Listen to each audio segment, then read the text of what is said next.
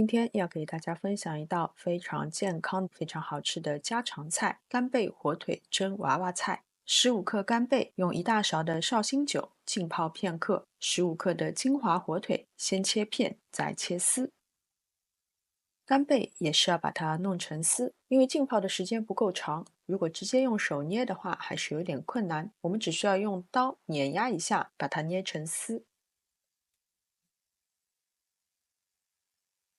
2颗娃娃菜大概是400克左右，纵向的把它切成4份或6份，清洗干净并且沥干水分以后，码放在盘中，表面撒薄薄一层盐，铺上干贝、火腿丝，有剩余的没有被吸收掉的绍兴酒也一并的倒入，放入煮滚水的蒸锅内，大火蒸15分钟。出炉后趁热淋上1小勺半的生抽，再淋上1小勺的麻油。其实这里如果是泼热油的话，色香味都会更好。但是我想要清淡一些，所以就用麻油来代替了。最后撒上葱花和红椒丝，一盘简单、健康又好吃的干贝火腿娃娃菜就完成了。火腿和干贝的鲜香渗透到娃娃菜中，娃娃菜吸满了火腿和干贝的精华，用最简单的方式锁住了最纯粹的美味。